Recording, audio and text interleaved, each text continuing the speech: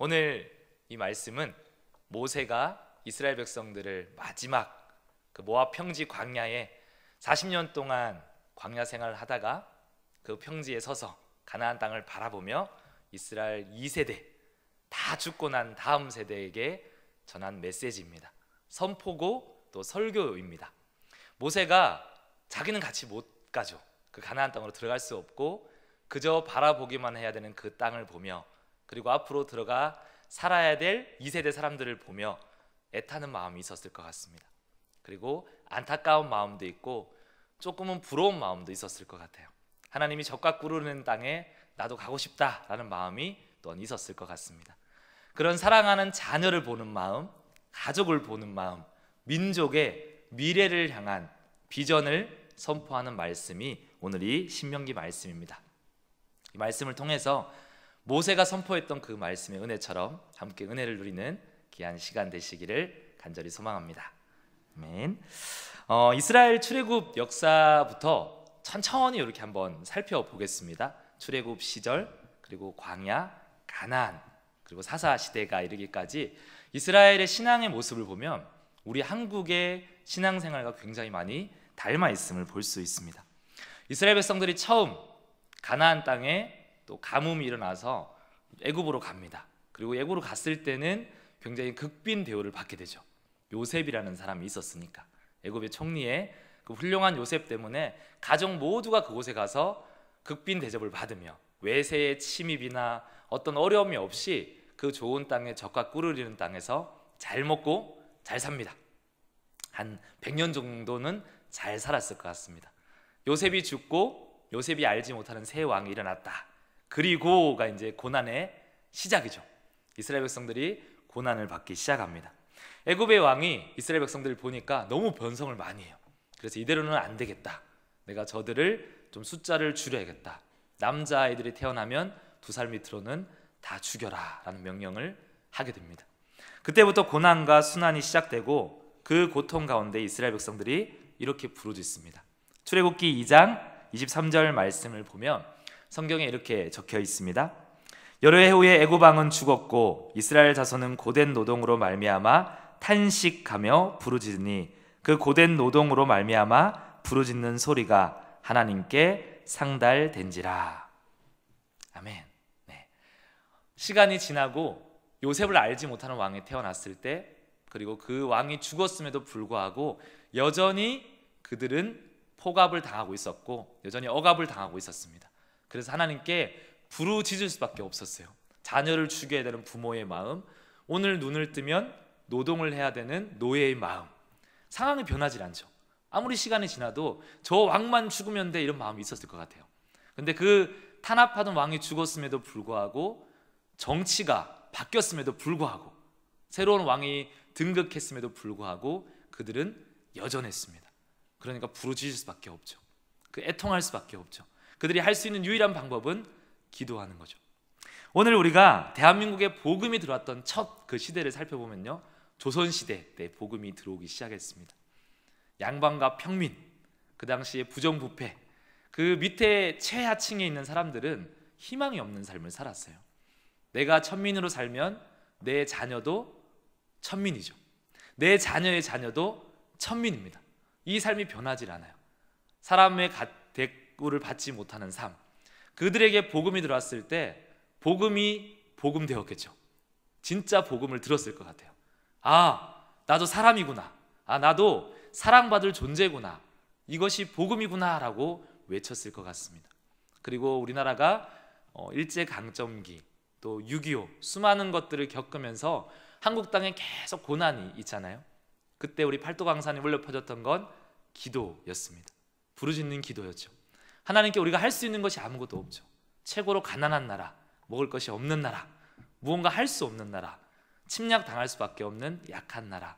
그래서 복음을 듣고 복음을 받아들인 사람들이 성경책 하나 들고 눈물로 기도하던 그 시대가 있었습니다. 우리 하나님은 결코 그냥 흘러듣지 않으셨습니다. 우리 말씀을 보면 출애굽기 2장 24절에서 25절 말씀을 같이 한번 우리 읽어보겠습니다. 시작. 하나님이 그들의 고통 소리를 들으시고 하나님이 아브라함과 이삭과 야곱에게 세운 그의 언약을 기억하사 하나님이 이스라엘 자손을 돌보셨고 하나님이 그들을 기억하셨더라. 아멘. 아멘. 우리 하나님께서 감사하게도 기억하셨습니다. 아브라함에게 하셨던 약속, 그리고 이삭에게 하셨던 약속, 야곱에게 하셨던 그 약속을 기억하셨어요. 그리고 오늘 말씀해 보니까 그들을 돌보셨다라고 얘기를 하고 있습니다. 우리도 마찬가지죠. 한국에 하나님의 놀라운 축복이 이 땅에 일어나기 시작을 했습니다. 이 말씀을 통해 하나님이 모세를 부르셨고요, 이 모세를 통해 출애굽이 시작이 됩니다. 이 출애굽할 때 꼭 필요한 게 있습니다. 애굽 땅에서는 하나님께 그들이 간절히 부르짖었다면 하나님께서 출애굽할 때 이렇게 말씀을 하십니다. 출애굽기 13장 21절에서 22절입니다. 같이 또 읽겠습니다. 시작. 여호와께서 그들 앞에서 가시며 낮에는 구름 기둥으로 그들의 길을 인도하시고 밤에는 불 기둥을 그들에게 비추사 낮이나 밤이나 진행하게 하시니 낮에는 구름 기둥 밤에는 불 기둥이 백성 앞에서 떠나지 아니하리라. 아멘. 하나님께서 응답하시고 이제 그들의 길을 열어주셨습니다. 내가 너희를 출애굽할 것이다. 내가 보여준 그 땅으로 너희를 인도할 것이다. 그리고 뭘 세우셨냐면 낮에는 구름 기둥, 밤에는 불 기둥을 세우셨어요. 그러면 이스라엘 백성들이 이 광야 과정 가운데 무엇을 해야 될까요? 부르짖어야 될까요? 무엇을 하기를 원하셨을까요? 굉장히 단순합니다. 하나님을 따라 걸으면 됩니다. 불기둥과 구름기둥이 막 가면 천막을 치고 자다가도 천막을 걷고 따라 걸으면 됩니다. 하나님께서 구름기둥, 불기둥을 멈추게 하시면 이스라엘 백성들의 발걸음도 그곳에서 멈춥니다.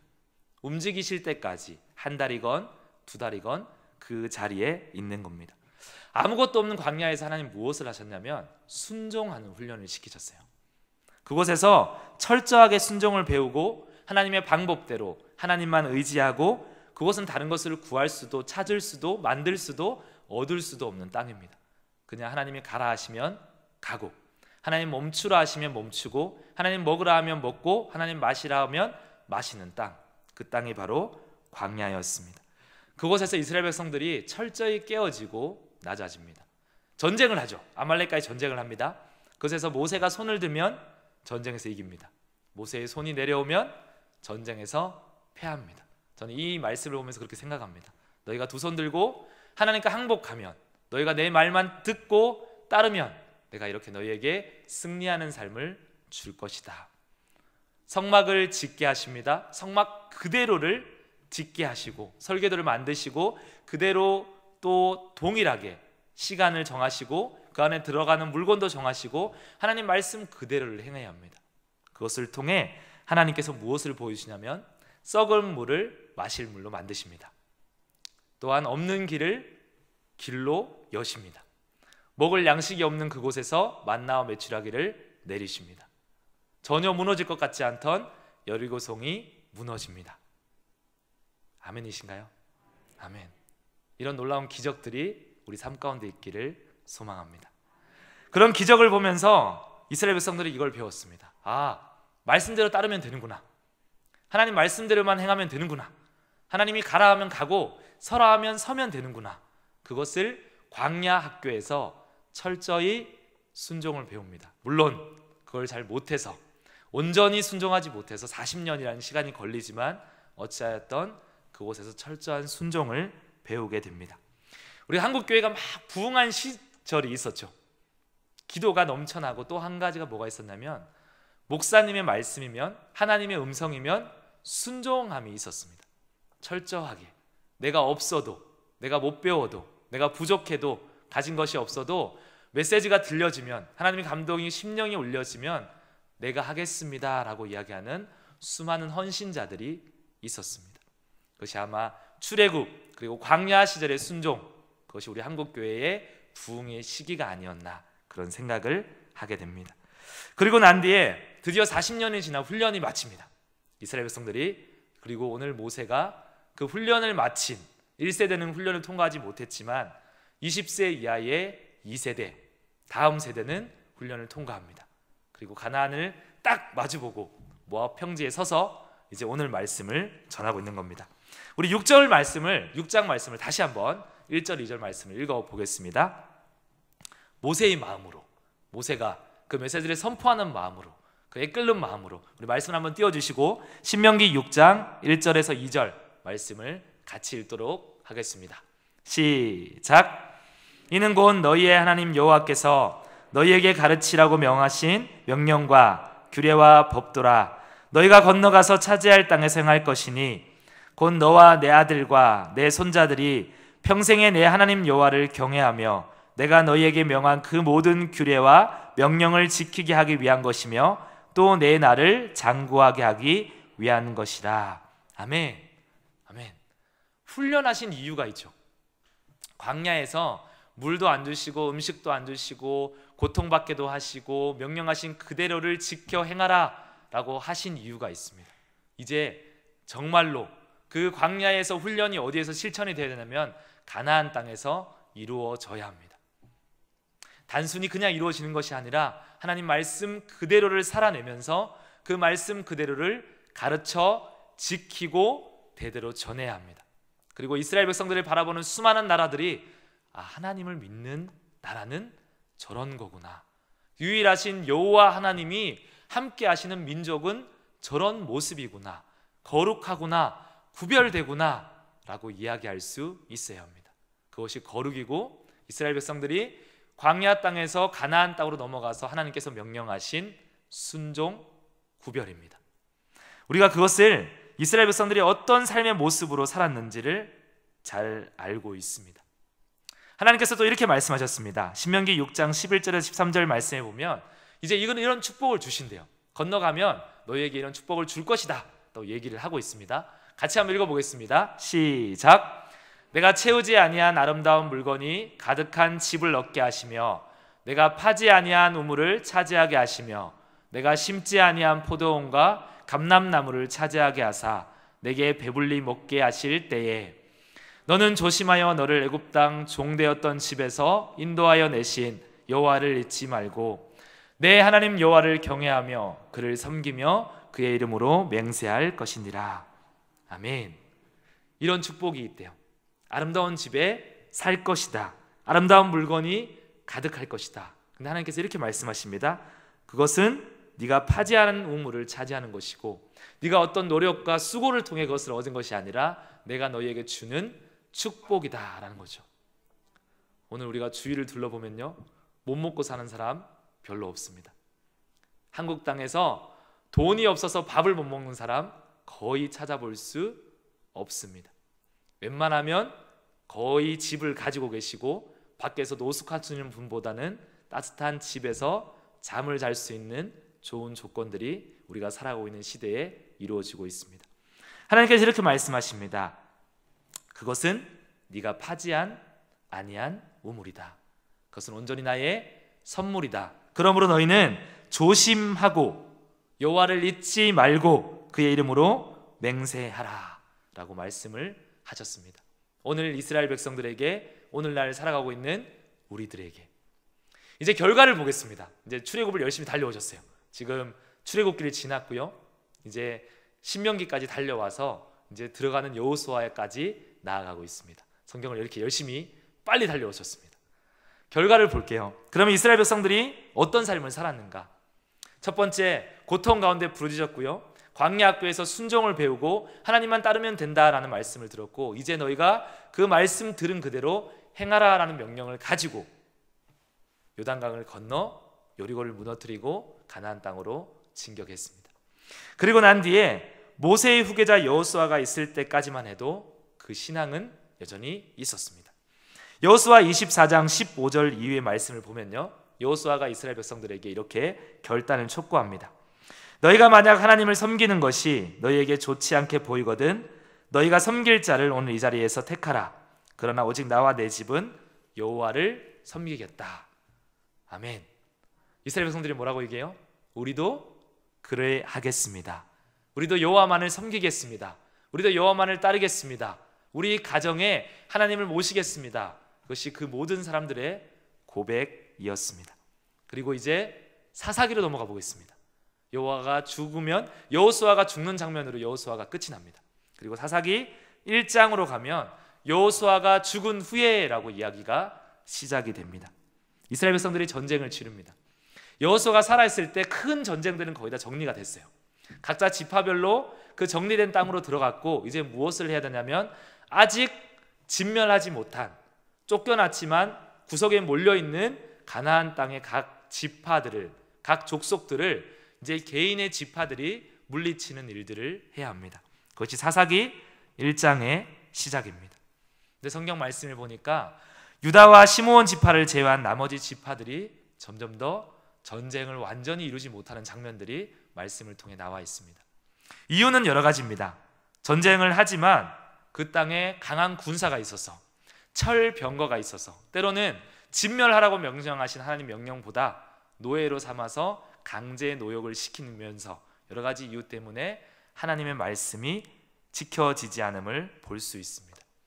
이유는 여러 가지였을 거예요. 하나님 이렇게 해서, 하나님 저들이 너무 강해서, 하나님 이런 사정 때문에 어찌할 수가 없네요 라고 얘기를 했을 겁니다. 이미 그들과 섞여가고 있으면서 스스로를 합리화시키고 있는 장면이 사사기 1장의 말씀에 나와 있습니다. 거룩하게 구별되어야 할 이스라엘 백성들이 여호수아 죽음 이후에 죽자마자 그들의 신앙이 점점 더 타락하기 시작했다라는 겁니다. 말씀을 한 장 더 찾아보겠습니다. 사사기 2장 7절에서 10절입니다. 말씀을 그 여호수아 죽음 이후에 성경이 그들을 표현할 때 이렇게 얘기하고 있습니다. 같이 읽겠습니다. 시작. 백성이 여호수아가 사는 날 동안과 여호수아 뒤에 생존한 장로들, 곧 여호와께서 이스라엘을 위하여 행하신 모든 큰 일을 본 자들이 사는 날 동안에 여호와를 섬겼더라. 여호와의 종 눈의 아들 여호수아가 110세의 죽음에 무리가 그의 기업의 경내 에브라임 산지 가스산 북쪽 딥낫 헤레스에 장사하였고, 그 세대의 사람도 다 조상들에게로 돌아갔고, 그 후에 일어난 다른 세대는 여호와를 알지 못하며 여호와께서 이스라엘을 위하여 행하신 일도 알지 못하였더라. 아멘. 우리가 본 말씀 그대로입니다. 하나님께서 출애굽을 하셨고요, 광야학교에서 훈련시키셨고, 가나안 땅에 들어갈 때 놀라운 기적을 베푸셨고, 전쟁에서 늘 승리하게 하신 이스라엘의 결과가 바로 이겁니다. 여호수아가 죽은 후에 그와 함께했던, 출애굽 광야학교를 함께 거쳤던 장로들이 다 죽은 이후에 그들이 여호와를 알지 못하더라. 사사기의 말입니다. 우리 사랑하는 송천교회 성도님들은 이 말씀이 많이 읽혀진 말씀일 거라 생각을 합니다. 이 말씀을 보면서 어떤 마음이 드시나요? 어떤 생각이 드시나요? 저는 이 말씀을 보면서 그런 생각을 했습니다. 어떻게 이렇게 빨리 잊어버릴까?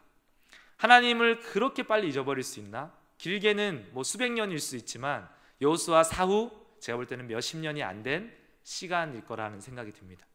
그렇게 빨리 우리 하나님을 잃어버릴 수 있는 이유가 어디에 있을까? 저는 그 이유를, 여러 가지 많은 이유가 있겠지만 사사기 1장에서 그 이유를 찾습니다. 사사기 1장을 보면 아까 그 얘기를 하고 있습니다.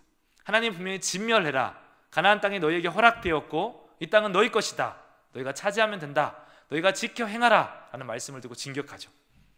근데 실제로 가보니까 상황이 여의치 않을 수도 있습니다. 철병거가 내 삶에 두려움을 줄 수도 있어요. 저거는 하나님 말씀과 좀 다른데요, 하나님? 어떻게 저런 것과 싸워서 우리가 이길 수 있겠습니까? 라고 얘기할 수 있을 겁니다. 그들이 곰곰이 생각을 했겠죠. 저들을 다 죽이는 것보다는 수백 명을 데리고 노역을 시키면 어떨까? 우리가 애굽에서 노예를 살았지만 누군가 내 일을 좀 대신하면 좋겠다. 집에 빨래도 좀 해주고, 우리가 또 가나안 땅에 살면서 집도 지어야 되는데 건축도 좀 시키고, 저들을 강제 노역을 시키면 우리의 삶이 좀 더 풍족하지 않을까? 이것이 훨씬 더 지혜로운 생각이 아닐까? 굳이 죽이는 것보다는 하나님도 이것을 더 기뻐하실지도 몰라. 아마 그런 마음도 있었을 겁니다. 하나님께서는 이스라엘 백성들에게 완전히 구별된 삶을 원하셨어요. 너희는 제사장의 나라다. 너희는 구별되어라. 너희는 세상과 다르다. 너희는 세상과 다른 모습으로 살아야 한다. 너희는 내가 성막을 짓는 명령 그대로, 이스라엘 백성들은 가나안 땅에 살 명령 규례대로 그대로를 살아라. 그것이 너희의 사명이다. 근데 이스라엘 백성들은 뭐라고 얘기해요? 적당한 구별됨을 원했어요. 완전한 구별됨보다는 이 정도는 괜찮지 않을까? 이 정도 틈은 괜찮지 않을까? 이 정도는 충분히 할 수 있지 않을까? 세상에 많은 사람들이 이렇게 사는데 이 정도야 충분히 가능한 일이 아닐까라는 생각이 그들에게 있었을 겁니다. 이제 한국 교회를 한번 돌아가 보겠습니다. 가난했던 시절, 복음을 듣고 복음이라고 느꼈던 시절, 우리 선조들이 눈물로 기도했던 부흥의 역사를 이뤄냈던 시절, 없지만 순종했던 시절을 지나 지금 한국 교회를 보면요, 굉장히 많이 부유해졌습니다. 굉장히 많이 커졌습니다. 세상에 목소리를 낼 수 있을 정도로 교회가 힘이 있어졌습니다. 교회는 항상 약자였지만 지금 우리의 모습을 보면 좀 강자의 모습 같아도 보입니다. 세상에 많은 것들을 가지게 되고 난 뒤에 문화를 이끌고 배고픔이 사라진 교회에 무엇이 사라졌냐면 기도 소리가 작아지기 시작했습니다. 출애굽 시절에 부르짖었던, 가난했던 시절에 기도했던 그 영성들이 사라지기 시작했습니다. 여러 가지 생각하고 고민할 것이 많아졌죠. 우리의 삶이 풍족해지자 하나님 앞에 고민할 것이 많아졌습니다. 그리고 이유들이 많아졌어요. 할 수 없는 이유들, 그럴 수 있지라는 이야기들, 그 수많은 이야기들이 교회 안에 너무나도 많이 넘쳐나기 시작했습니다. 예전 얘기하면요, 라떼는 됩니다. 라떼는 꼰대가 됩니다. 예전에 난 이렇게 신앙생활 했는데 얘기하면 그거는 그때고요 라고 얘기를 할 겁니다. 지금 우리 시대도 그럴지도 모릅니다. 그래서 우리가 다른 세대라고 표현을 하죠. 이스라엘 백성들이 다른 세대다라고 얘기합니다. 다음에 태어났던 여호수아 이후의 세대는 하나님을 알지 못하는 다른 세대다. 문제를 하나 드리겠습니다. 이 다른 세대가 예배를 드렸을까요? 예배를 드리지 않았을까요? 예배를 드렸을 겁니다. 가나안 땅에서 여호와 신앙이 여전히 있었습니다. 하나님을 여전히 알지 못한다라고 얘기하는 이 세대도 제사를 드렸어요. 그러나 수많은 종교 가운데 하나였죠. 유일신 여호와가 아니라 우리 조상이 믿었던 신 하나, 그 중에 취사 선택이 가능한 종교가 되어버렸습니다. 지금 우리 이 시대를 보면요, 예수님이 과연 우리 삶 가운데 전부일까라는 질문을 드릴 수밖에 없을 겁니다. 우스갯소리로 목사님들 모임 가운데 이런 얘기를 했다고 합니다. 구원에 대해서 간절히 기도하고 메시지를 전하고 우리가 이 구원을 어떻게 전할 수 있을까라는 얘기를 나누다가 한 목사님께서 이런 얘기를 했대요. 그런데 현실에 되면, 현장에 나가면, 그 살아있는 성도님들과 함께 교회 현장에 가면 사실은 구원은 10원보다 조금 못한 가치로 여겨집니다. 이런 얘기를 하고 거기 있는 목사님들이 다 웃다가 씁쓸해했다라는 얘기를 들은 적이 있습니다. 그럴지도 모르겠어요. 우리는 구원이 10원보다 이런 모질한 정도의 가치의 시대에 살고 있는지도 모르겠습니다. 제가 우리 청년들에게 구원에 대한 얘기를 하지만 별로 눈이 초롱초롱하지 않아요. 너무 먼 얘기거든요. 너무 멀어요. 이 구원에 대한 얘기는 너무 멉니다. 하나님은 믿으면 좋은 분입니다. 때로는 기도하며 마음의 평안도 얻습니다. 그러나 적당한 타협이 있을 때, 내 삶이 너무 많이 터치당하지 않을 때까지입니다. 말씀이 좀 들어가고 강한 순종이 요구되고 하나님 앞에 철저한 회개가 요구될 때 요즘 세대는 불편해합니다.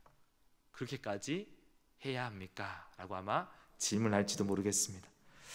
이스라엘 광야 세대에 우리가 잘 생각해 보면요, 출애굽 때 노예의 삶을 살면서 고통을 받았어요. 그리고 부르짖습니다. 하나님의 구원을 경험하고 광야에서 훈련을 받습니다. 너희는 이제 이렇게 사는 거야. 순종해야 돼. 그리고 가나안 땅으로 넘어갔어요. 그리고 지금 상황을 보니까 이렇게 얘기하고 있습니다. 하나님을 모르는 세대가 일어났다. 우리가 앞에 출애굽할 직전에 무슨 말이 있냐면 요셉을 모르는 왕이 일어났다라는 표현이죠. 그때로 돌아갔어요. 이스라엘 백성들의 삶이 그때로 돌아갔습니다. 그리고 그들의 삶이 다시 어그러지기 시작했습니다. 분명히 자유인으로 왔는데 가나안 민족들의 노예의 삶으로 전락하고 있어요. 억압을 당하고요, 사사들이 점점점 타락하면서 나중에 기드온 시대에 가서는 숨어서 타작을 하고 있어요. 곡식마저 빼앗길까 봐. 이거 누가 빼앗아가면 어떡하지? 이거 저기 저 민족들이 와서 미디안들이 와서 이거 빼앗아가면 어떡하지? 그들이 자유인으로 왔지만 다시 노예로 전락한 삶으로 돌아갔다라는 겁니다.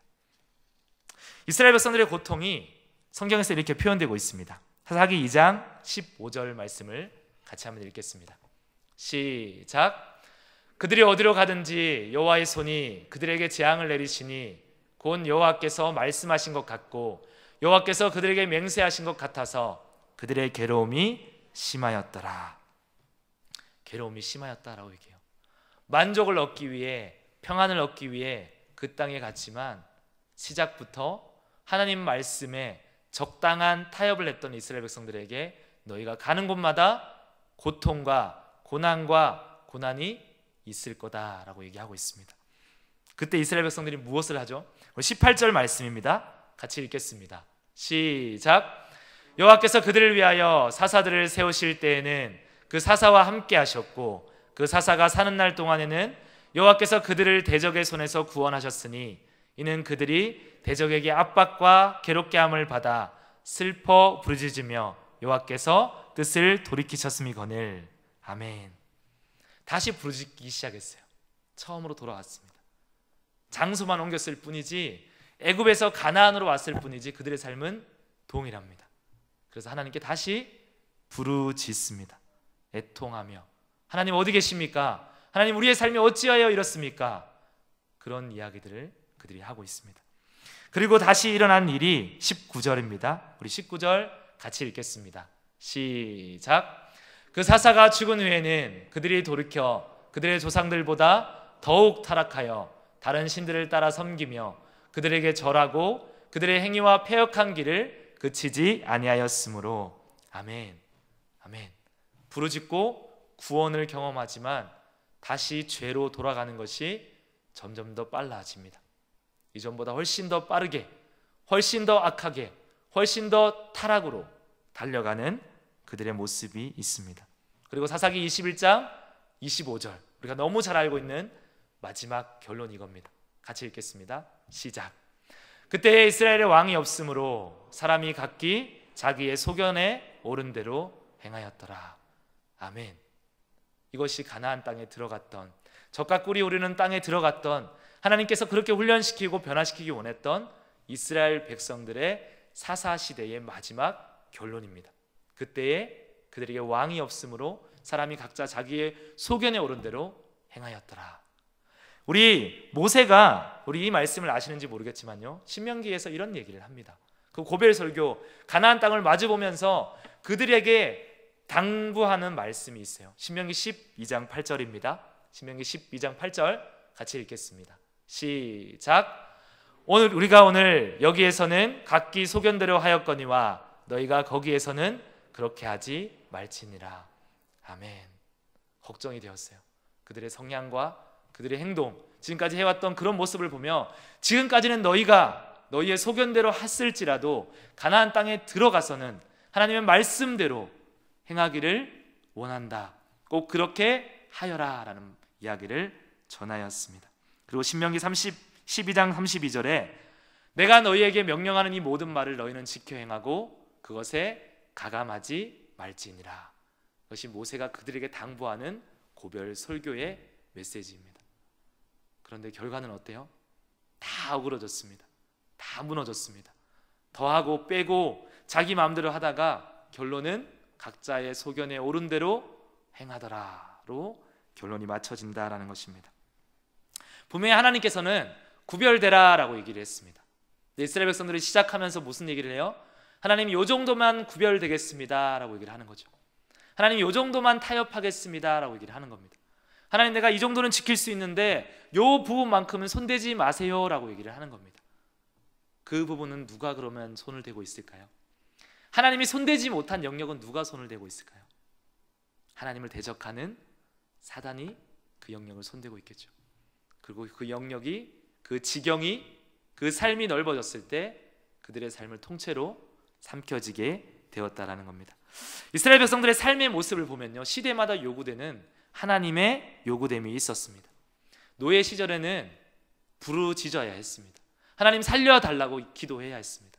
하나님 제발 좀 우리 좀 구해달라고 목 놓아서 간절히 기도해야 했습니다. 그리고 광야 시절에는요, 순종을 훈련해야 했습니다. 너희 방법 말고 내가 말하는 대로, 내가 걸어가는 대로 그대로 따라오면 된다. 너희 생각 말고 내 생각대로, 나의 계획대로 그대로 따라오면 돼 라고 하나님께서 그것을 훈련시킨 거죠. 우리가 어릴 때 보면요, 아기들 걸음마 하듯이 왼발 오른발 걷는 거야, 왼발 오른발, 물은 이렇게 마시는 거야, 하나님 앞에 예배는 이렇게 하는 거야 라는 모델을 그대로 보여주셨어요. 그리고 가나안 땅에서는 그대로 보여주신 모델대로 사는 삶의 모습들이 있어야 했다라는 겁니다. 그런데 오늘 우리의 모습을 한번 이스라엘 백성과 비교해 보겠습니다. 지금 우리의 모습은 무엇이 남았을까요? 한국교회가 굉장히 빨리 부흥했다라고 얘기하잖아요. 단기간에, 짧은 시간에 부흥했다라고 얘기합니다. 100년이 안 되는 시간에. 또 이런 얘기를 하죠.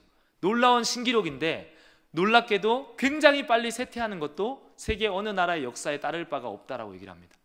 굉장히 빨리 부흥했고요, 굉장히 빨리 부흥의 흔적이 지워지고 있습니다. 다른 세대라고 얘기하는 세대들이 벌써 나타나고 있고요, 우리 중고등부 아이들은 청년 대학생부터 미종족 세대다라고 얘기하죠. 미전도 종족 세대, 3% 미만 보급률, 그 시대가 벌써 되었습니다. 그러면 우리가 한국교회를 돌아보는 거죠. 우리가 신앙생활했던 우리의 모습을 돌아보는 겁니다. 우리에게 무엇이 남아있을까요? 부르짖는 기도가 우리 가운데 있나요? 아니면 하나님을 무작정 따라갔던 구름기둥 불기둥, 밤마다 아침마다 낮마다 하나님이 가시는 그 길을 무작정 따라가는 순종이 우리에게 있나요? 아니면 하나님이 가르쳐 주신 이렇게 살아라고 말씀했던 삶의 모델이 오늘 이 시대를 살아가는 우리 가운데 있나요? 지금 한국교회에 무엇이 남아있을까요? 우리는 사실은 부끄럽지만요, 다른 세대를 키워냈는지도 모릅니다. 하나님을 알지 못하는 세대, 그 세대들에게 무엇 하나 전해주지 못했을지도 모르겠다라는 생각이 들었습니다. 너무 죄송하지만 제가 이번 주에 제자훈련하면서요, 우리 청년들과 교회에 대해서 이야기를 나눴습니다. 교회를 나누면서 현대 교회의 문제점을 무엇이라고 생각하냐, 그 이야기를 나눠보고 이유를 한번 들어봐라 라는 얘기를 청년들에게 나누었습니다. 굉장히 많은 이야기들이 나왔어요. 사랑이 없다, 섬김이 없다, 자기만 안다, 이기적이다, 뭐 이런 얘기들이 나왔고요, 그 중에 이런 얘기가 있었습니다. 예수가 없다, 이런 얘기를 하더라고요, 우리 청년들 중에. 그 얘기를 들으면서 저는 그런 생각을 했습니다. 이 친구들 다른 세대야. 지금 복음률이 없어. 지금 자라나는 이 아이들에게 정말 이 친구들 왜 예수를 모를까? 이 다른 세대들, 이 아이들을 정말 깨워서 하나님을 만나야 되는데, 회개해야 되는데, 그런 생각을 했었어요. 근데요, 우리 청년들과 젊은 친구들과 얘기를 많이 나누면 나눌수록 무슨 생각이 드냐면, 그 친구들이 바라보는 한국교회의 기성세대가 이미 다른 세대더라고요. 이미 신약시대에 교회가 선포했던 메시지들과 이 땅에 선교사님들이 와서 교회를 세우고 복음을 증거했던 그 말들이 이 교회에 지워지고 있는 거죠. 청년 세대가 바라보는 이 기성세대의 교회는 다른 세대 교회입니다. 여호수아가 세워갔던 그 믿음의 신앙을 가지고 있는 교회가 아니라 사랑이 없는, 섬김이 없는, 무언가 배울 게 없는, 모델로서 삶을 만한 것이 없는, 심지어 예수가 없다라고 얘기하는 그 모습이 오늘 우리 가운데 있을지도 모르겠다라는 생각을 하게 됩니다. 그 생각 가운데 굉장히 많은 두려움이 생겼습니다. 지금 한국 교회에 무엇이 남아 있는가? 괜찮다라고 착각하고 있는 것은 아닐까? 우리의 모습 가운데 무엇을 남겨야 하고 다음 세대 아이들에게 무엇을 가르쳐야 다른 세대가 아니라 다음 세대가 될 수 있을까? 모세가 고별 설교를 통해 이렇게 계속 강조하는 이야기가 있습니다. 너희 하나님 여호와께서 너희에게 가르치라고 명하신 명령과 규례와 법도라 너희가 건너가서 차지할 땅에서 행하라 라고 합니다. 그 말씀 그대로를 지켜 행하라. 그리고 너희는 삼가 듣고 그것을 행하라. 너희는 그것을 자녀들에게 가르치고 집에 앉았을 때든지 길을 갈 때든지 누웠을 때든지 가르쳐 지키고 강론하게 하라. 이것이 모세가 애타게 가르치던 메시지였습니다. 오늘 우리의 삶을 돌아볼 필요가 있는 것 같아요. 저 역시도 그렇고요, 사랑하는 귀하는 성도님들, 일선에서 최선을 다해서 사실은 기도하시고 말씀 가운데 살아내려고 노력하시는 우리 귀한 성도님들이시죠. 이 수요 예배에 나오신 분들. 그런데 우리의 삶을 조금 더 말씀 앞에 입각하여서 우리가 과연 모델로서의 삶을 행하고 있는가? 부르짖고 애타는 기도가 우리 삶 가운데, 우리 가정 가운데 있는가? 내가 출애굽할 때는 기도했지. 그때 내가 많이 힘들었거든. 노예로서 삶을 살면서 기도가 저절로 나오더라고. 그 얘기, 예전에 내가 이렇게 했는데 라는 추억에 빠져서 살아가고 있지는 않은지 오늘 우리의 삶을 돌아보았으면 좋겠습니다. 우리의 영성이 회복되지 않으면, 우리가 순종의 기쁨을 누리지 않으면, 우리의 삶의 모델로서의 삶을 살아내지 않으면 우리 다음 세대는 사사기 시대보다 훨씬 더 악한 시대를 살아갈 겁니다. 사사기 때 어때요? 타락의 속도가 점점 더 타락합니다. 지금은 그때보다 훨씬 더 많이 시간이 지났고요, 훨씬 더 많이 문화가 악한 쪽으로 발달하고 있습니다. 잘못된 미디어 하나가 터지면요, 우리 아이들은 순식간에 그것에 빠져듭니다. 우리가 신앙으로 살아내지 못하면 사사기 시대는 감히 비교할 수 없는 자기 소견대로 옳은 대로 행하는 아이들이 넘쳐날 것입니다. 오늘 우리가 제자훈련 필독서 가운데 청년들과 함께 읽는 글 가운데 이런 글이 있습니다. 굳건하게 마치는 것은 상처가 전혀 없음을 뜻하지 않는다. 우리의 신앙을 굳건하게 끝마치는 것은 완전하게 끝남을 뜻하지도 않는다. 그러한 것들은 불가능하다. 우리가 신앙을 영적 전투라고 얘기를 합니다. 신앙생활을 할 때. 그런데 우리의 삶의 모습을 보면요, 우리는 너무 이쁘게 신앙생활을 하려는 것 같아요. 좀 편안하게 하려는 마음들이 있는 것 같습니다. 영적 전투면 피가 튀고 살이 빠지고 뭔가 전쟁 같은 긴장감이 있어야 되는데 오늘 우리는 그런 긴장감이 많이 빠져 있는 것 같습니다.